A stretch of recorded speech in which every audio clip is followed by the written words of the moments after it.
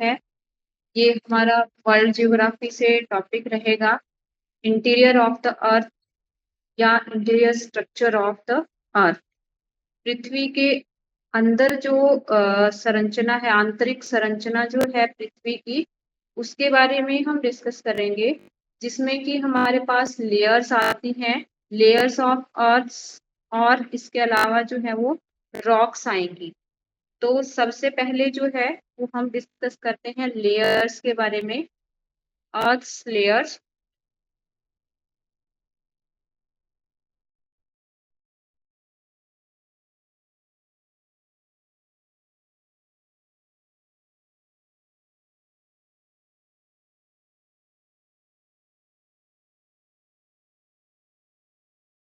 अर्थ का जो interior structure होता है, उसके हमारे पास दो सोर्सेस हैं।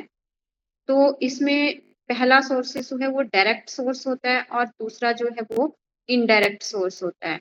तो डायरेक्ट सोर्स में जो है वो हमारे पास तो मेनली जो है वो आते हैं, एक वॉल्केनो और एक रॉक्स, ज्वालामुखी और चट्टानें। ये डायरेक्ट सोर्स है हमारी जो अर्थ है उसके इंटीरियर स्ट्रक्चर का। और जो इनडायरेक्ट सोर्स आता है, इसमें ग्रेविएशन जो है ये आएगा, और इसके अलावा जो है वो एस्ट्रॉयड आते हैं, उल्का पिंड, चुंबकीय क्षेत्र, या फिर जो अर्थक्वेकिक वेव्स हैं, भूकंपीय तरंगे हैं, ये आती हैं। तो सबसे पहले हम लेयर्स के बारे में डिस्कस कर लेते हैं, लेयर्स ऑफ अर्थ। तो हमारे पास जो है, the earth structure is made up of 3 concentric major layer. जो 3 लेयर्स हैं ये आती हैं हमारे पास। मेनली पृथ्वी का जो आंतरिक स्ट्रक्चर होता है, जो ढांचा होता है, जो आंतरिक ढांचा है, वो कितनी लेयरों से मिलके बना होता है? 3 लेयरें आती हैं इसमें हमारे पास। सबसे पहले आती है द क्रस्ट, उसके बाद second layer mental, and third layer जो है ये आती है कोर। तो अगर हम इस इमेज की बात करें, तो यहाँ पे हमारे पास इमेज से ये बताया गया है लेयर्स ऑफ अर्थ। तो सबसे ऊपरी परत जो है, जो कि जिस पे कि हम रहते हैं, या कंस्ट्रक्शन वर्क होता है, बिल्डिंग कंस्ट्रक्ट हो रही है, रोड बन रहे हैं, कुछ भी है, तो ये आती है क्रस्ट, भूपर्पटी जिसको हम बोलते हैं। और ये भूपर्पटी जो है ये दो तरह की होती है, एक ऑसियनेटिक क्रस्ट होती है और एक कॉन्टिनेंटल क्रस्ट होती है हमारे पास। और यहाँ पे जो है हमारे पास बताया गया है कि जो क्रस्ट है उसकी जो मोटाई होती है, ये कितनी होती है? 5 किलोमीटर से 30 किलोमीटर जो है वो इनर होती है ये अर्थ के, 5 से 30 किलोमीटर। तो ये जो क्रस्ट है ये 2 टाइप्स में फर्दर डिवाइड की गई है, ऑसियनेटिक क्रस्ट, महासागरीय क्रस्ट, और कॉन्टिनेंटल क्रस्ट, जिसमें हमारे पास महाद्वीपीय क्रस्ट आती है। तो जो महाद्वीपीय क्रस्ट है, कॉन्टिनेंटल क्रस्ट जो है ये कितनी मोटी होती है? लगभग 30 किलोमीटर के ये मोटी होती है, कॉन्टिनेंटल मासेस। और ये it is the thinnest of all layers. जो क्रस्ट है ये सभी लेयरों से पतली होती है, थिनेस्ट लेयर होती है अर्थ की। और जो कॉन्टिनेंटल क्रस्ट है ये बनी होती है 2 तत्वों से, इसमें कि हमारे पास आता है सियाल, सियाल, SiAl। इसको हम सिलिका प्लस एल्यूमिनियम में जो है वो पढ़ते हैं। सियाल, Si का मतलब है सिलिका, और Al का मतलब है एल्यूमिनियम। तो सियाल जो है सिलिका प्लस एल्यूमिनियम। तो ये जो पृथ्वी की ऑसियनेटिक सॉरी कॉन्टिनेंटल क्रस्ट होती है, ये 2 तत्वों से मिलकर बनी होती है, सिलिका प्लस एल्यूमिनियम, इसलिए इसको हम शॉर्ट फॉर्म में सियाल भी बोलते हैं। और ये बहुत इंपॉर्टेंट है, ये एग्जाम में क्वेश्चन बहुत बार पूछा गया है, सियाल और सीमा। तो सीमा जो है ये ऑसियनेटिक क्रस्ट होती है, महासागरीय जो भूपर्वती है उसमें 2 तत्व पाए जाते हैं सीमा, जिनको हम सीमा के नाम से जानते हैं। Si मतलब सिलिका, और Ma मतलब मैग्नीशियम। तो इसमें सिलिका और मैग्नीशियम की अधिकता होने के कारण इसको सीमा बोला जाता है। और सियाल जो है ये कौन सी आती है? Continental crust. तो इस तरह से 2 टाइप्स में हम इसको क्रस्ट को जो है वो डिवाइड कर लेते हैं, कॉन्टिनेंटल क्रस्ट और ऑसियनेटिक क्रस्ट। और ये thinnest of the all layers, जितनी भी बाकी जो परतें रहती हैं उसमें ये सबसे पतली परत होती है। उसके बाद हमारे पास आता है क्रस्ट के बाद जो है मेंटल आती है। तो the crust and the upper layer of mental together make up of A zone, एक जोन बनाती है जो कौन सी अपर मेंटल है और क्रस्ट है, ये एक जोन बना रही है जिसको कि हम लिथोस्फेयर बोलते हैं, लिथोस्फेयर। उसके बाद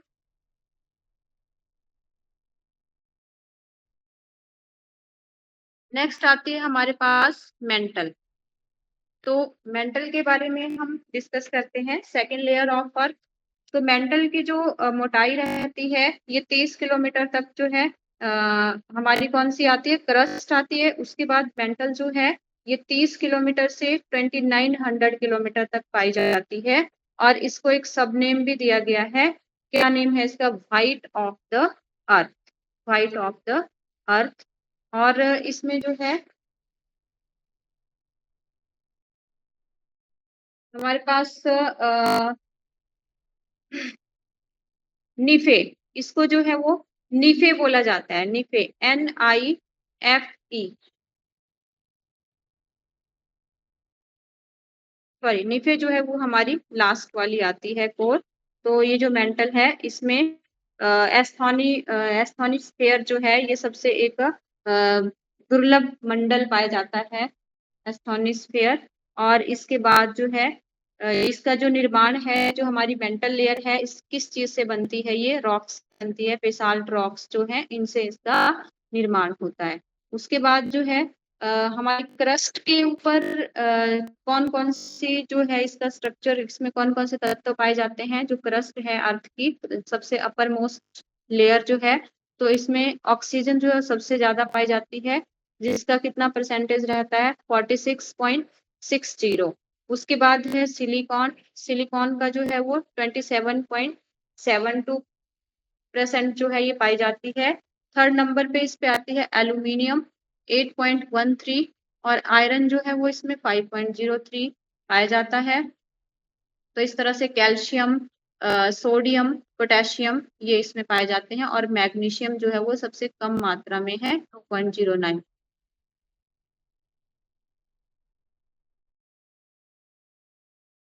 उसके बाद हमारे पास आती है लास्ट लेयर ऑफ अर्थ जो कि कोर है।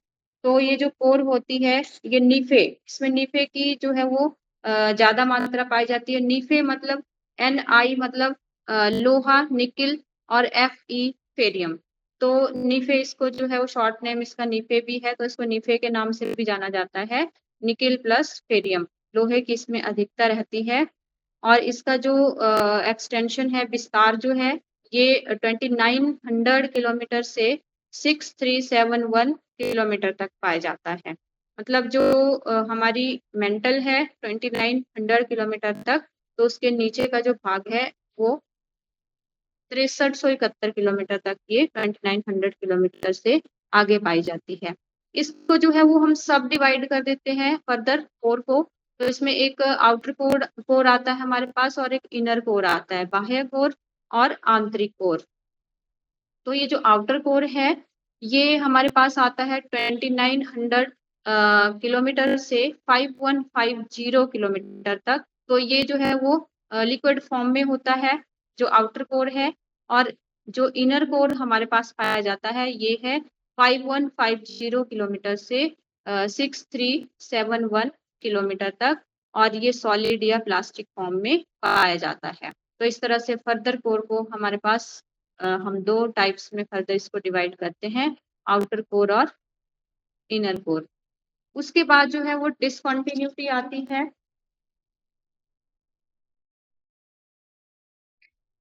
डिसकंटिन्यूटी मतलब कि जो दो लेयर्स होती हैं अर्थ की, उसमें उसके जो बीच का संक्रमण क्षेत्र होता है उसको हम डिसकंटिन्यूटी बोलते हैं। तो ये डिसकंटिन्यूटी भी बहुत इंपॉर्टेंट है, कई बार इसमें से भी क्वेश्चन आ जाता है।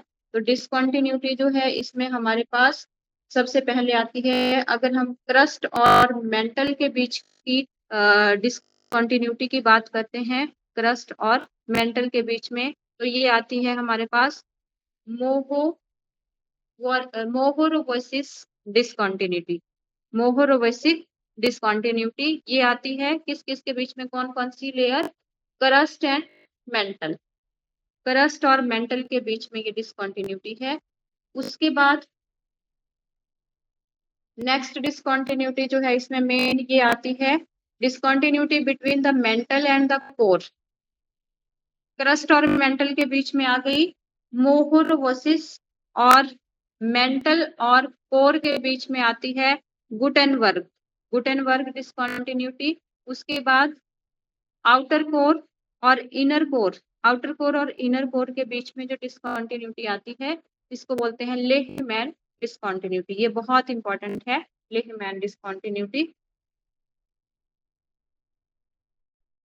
उसके बाद हमारे पास आता है कि जो टोटल अर्थ जो है इसमें कौन कौन से तत्व जो है, एलिमेंट जो है वो पाए जाते हैं, और सबसे ज्यादा मात्रा में इसमें कौन सा एलिमेंट है, तो ये है आयरन। लोहा जो है सबसे ज्यादा मात्रा में पाया जाता है, जिसकी कितनी परसेंटेज है, 35.5%, 35.5% जो है वो हमारी टोटल अर्थ में ये लोहा पाया जाता है। और यहाँ पे हमने जो है वो क्रस्ट के एलिमेंट पढ़े हैं, तो क्रस्ट में जो है वो ऑक्सीजन सबसे ज्यादा पाई जाती है, और टोटल अर्थ में लोहा है। उसके बाद सेकंड नंबर पे आती है ऑक्सीजन 30.0%। उसके बाद है सिलिकॉन जो कि 15.0 है, मैग्नीशियम 13.0, निकेल है 2.4, गंधक 1.9, कैल्शियम 1.1, और एल्यूमिनियम जो है ये सबसे कम मात्रा में, कैल्शियम और एल्यूमिनियम ये दोनों पाए जाते हैं 1.1। उसके बाद हमारे पास आता है रॉक्स।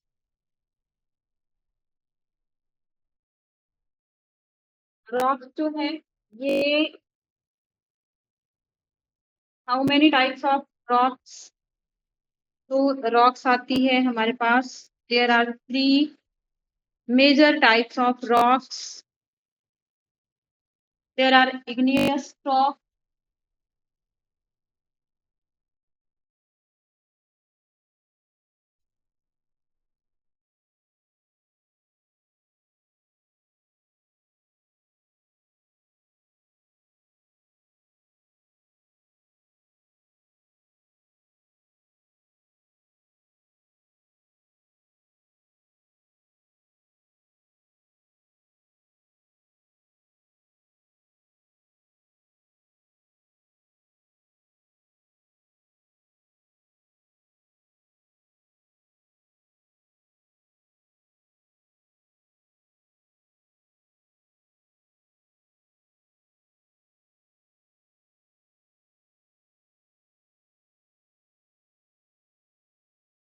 तो ये 3 मेजर टाइप्स आते हैं हमारे पास रॉक्स के। सबसे पहले जो है ये आती है हमारे पास इग्नियस रॉक, जिसको हम आग्नेय चट्टान भी बोलते हैं। तो चट्टानें होती क्या हैं, पहले तो ये पता होना चाहिए कि रॉक्स जो है ये क्या है। Rock is a naturally occurring solid mass having the aggregate of one or more minerals। एक कठोर जो है वो टुकड़ा होता है, ये एक प्राकृतिक कठोर टुकड़ा जिसमें कि एक या एक से ज्यादा मिनरल्स है वो होते हैं। तो हमारी अर्थ पे मेनली 3 जो है वो रॉक्स पाई जाती हैं, जिसमें हमारे पास सबसे पहले आती है इग्नियस रॉक, आग्नेय चट्टान।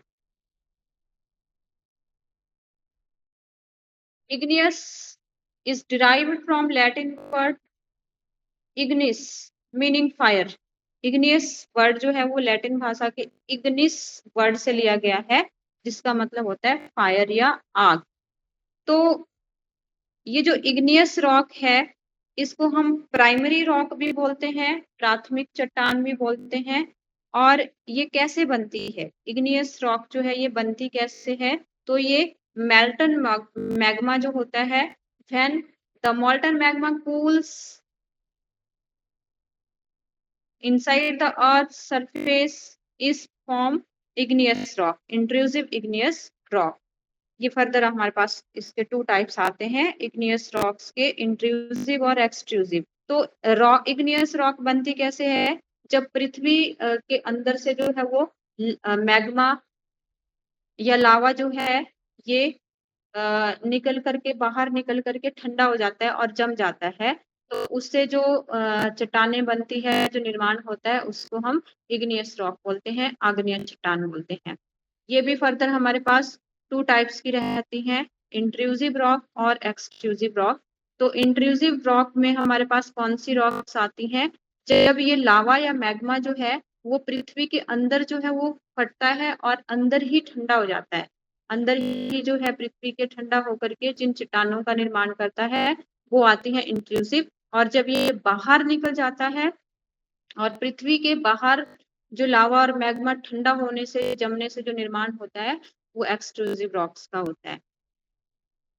तो मेन जो इम्पोर्टेंट इसमें हमारे पास रहते हैं, वो एग्जाम्पल रहते हैं। क्योंकि एग्जाम में क्वेश्चन कैसे आता है? एग्जाम में ऐसे नहीं आएगा कि व्हाट इज इग्नियस रॉक। हमारे पास एग्जाम्पल से क्वेश्चन बनता है। जैसे पूछा जाएगा कि ग्रेनाइट जो है, ये किस तरह की चट्टान है? Which type of rock is granite? Basalt या इस तरह के जो भी हमारे पास ये एग्जाम्पल दिए हैं। तो आग्नेय चट्टानें हैं कौन कौन सी? ग्रेनाइट, ये हमारे पास इग्नियस रॉक है। बेसाल्ट या फेमाटाइट, टायरोड, डायराइट, ग्रेवो,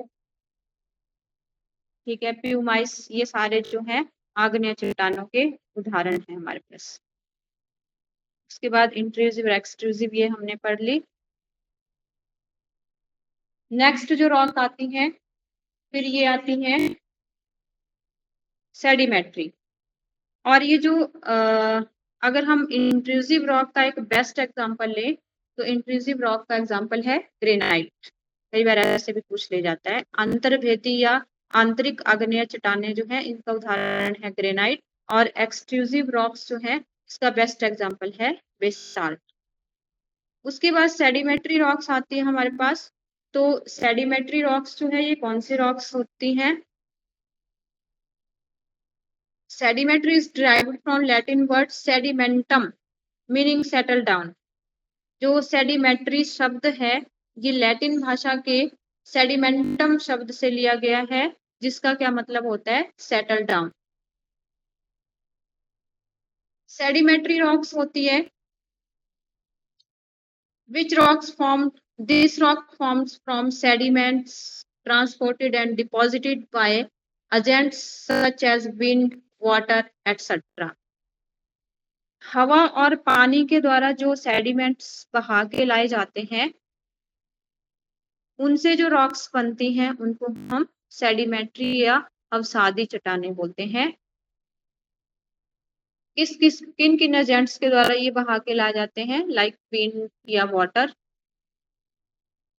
तो इसमें उदाहरण जो है ये इम्पोर्टेंट है। तो क्या एग्जाम्पल रहते हैं हमारे पास सेडिमेंट्री रॉक्स के? तो इसमें आता है सैंडस्टोन, लाइमस्टोन, ये मेनली रहते हैं। लाइमस्टोन है, सैंडस्टोन है, स्लेट है, और उसके बाद कॉन्ग्लोमेरेट है, नमक की चट्टानें हैं। ये सारी जो हैं, ये सेडिमेंट्री रॉक्स के एग्जाम्पल हैं। और ये जो हमारे पास बलुआ पत्थर आता है, सैंडस्टोन आता है, तो इससे जैसे आगरा का किला और दिल्ली का जो लाल किला है, ये इस बलुआ पत्थर से बना है, जो किसका उदाहरण है? Sedimentary rocks. तो ये इम्पोर्टेंट रहता है कि दिल्ली का लाल किला जो है, ये कौन सी चट्टान से बना है? तो अवसादी चट्टानों से ये बना है, बलुआ पत्थर से।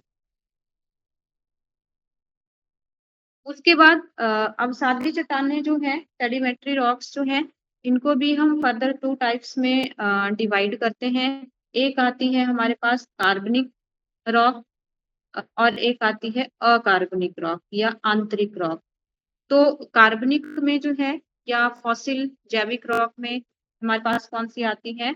जैसे चूना प्रधान लाइमस्टोन जो है, जिप्सम, डोलोमाइट, एटसेट्रा, ये आती हैं। कोयला, ये आती हैं फॉसिल सेडिमेंट्री या कार्बनिक। और यांत्रिक या अकार्बनिक हमारे पास आती है, जैसे बलुआ पत्थर है, सैंडस्टोन, और क्ले, लाइमस्टोन, ये आती हैं अकार्बनिक।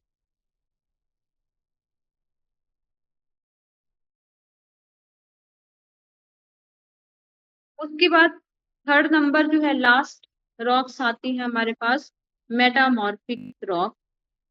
तो ये जो मेटामॉर्फिक रॉक्स हैं, कायांतरित या रूपांतरित चट्टानें हम इनको बोलते हैं, ये कैसे बनती हैं?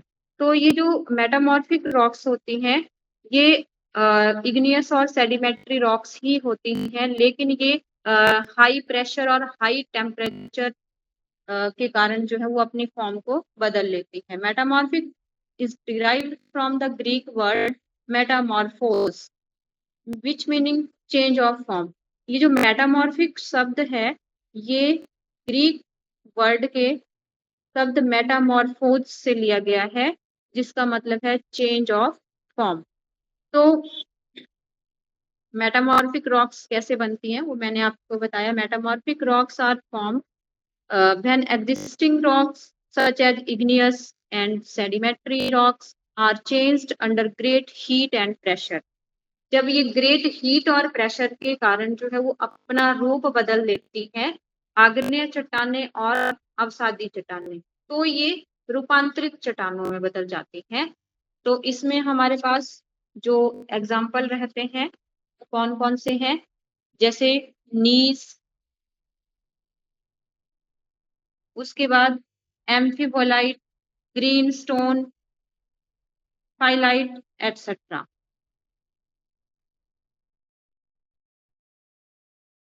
जैसे हमारे पास यहाँ पे ये दिया हुआ है सेडिमेंट्री रॉक से जो मेटामॉर्फिक रॉक बनी हुई है। तो इसमें जो बलुआ पत्थर है उससे क्या बनता है, क्वार्टरजाइट, लाइमस्टोन से संगमरमर है, शेल से स्लेट है, डोलोमाइट संगमरमर।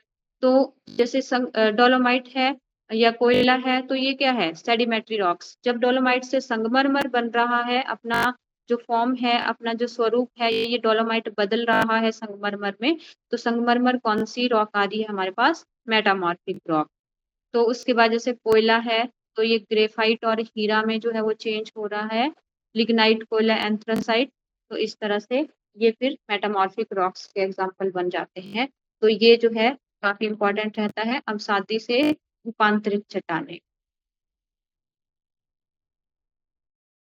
उसके बाद कुछ केमिकल रिएक्शन से जो है हमारे पास सेडिमेंट्री रॉक्स बनती हैं केमिकल रिएक्शन से। तो उसमें जैसे सेंधा नमक है, जिप्सम है, लोहा, ये सारे जो हैं वो केमिकल रिएक्शन बनते हैं। उसके बाद हमारे पास रॉक साइकिल आता है। तो रॉक साइकिल में जो है वो कैसे चलता है ये रॉक साइकिल, जैसे कि हमने यहाँ पे पढ़ा कि हमारे पास इग्नियस रॉक आती है, प्राइमरी रॉक। तो सबसे पहले जो है वो igneous rock I. Rock cycle is a continuous process, ये एक लगातार होने वाला प्रोसेस है, जिसमें कि क्या होता है, through which old rocks are transformed into new ones. जो पुरानी चट्टानें हैं वो किस में बदलती रहती हैं, न्यू वंस में। Igneous rock are primary rocks that transform into sedimentary. अब जैसे मान लो इग्नियस रॉक है वो सेडिमेंट्री रॉक्स में बदल रही है। कैसे बदल रही है ये, due to the process of erosion resulting in the formation of sedimentary rocks. Erosion के कारण क्या बन रही है, सेडिमेंट्री रॉक्स बन रही है। और under great pressure and heat जो जो सेडिमेंट्री रॉक्स हैं, हाँ, वो किस में चेंज हो रही है, वो मेटामॉर्फिक रॉक्स में चेंज हो रही है। Sedimentary rocks under great heat and pressure convert into metamorphic rocks that melt down to form molten magma. अभी मेटामॉर्फिक जो है वो मॉल्टन मैग्मा में जब आ जाती है, तो ये सॉल्डिफाइंग, जब ये सॉलिड हो जाते, सॉल्डिफाइंग हो जाती है, तो ये किस में चली जाती है, igneous rock, into igneous rock. तो ये जो प्रोसेस है, the process of rock cycle repeats continuously. तो ये बार बार जो है वो कॉन्टिन्यूअसली रिपीट होता है आफ्टर इट्स कंप्लीशन। तो ये जो है वो रॉक साइकिल है। रॉक साइकिल में जो है वो फिर से अगेन हम क्या करते हैं, जैसे इग्नियस रॉक सेडिमेंट्री में फॉर्म हो रही है, सेडिमेंट्री मेटामॉर्फिक में, और मेटामॉर्फिक जो है वो अगेन इग्नियस में जा रही है। तो ये रॉक साइकिल इस तरह से कंटिन्यूअस चलता रहता है। तो ये थे हमारे पास रॉक्स और लेयर्स ऑफ अर्थ। तो ये टॉपिक जो है वो हमारे कंप्लीट होते हैं, और इस तरह से जो नेक्स्ट टॉपिक रहेगा फिर वो हम नेक्स्ट क्लास में करेंगे।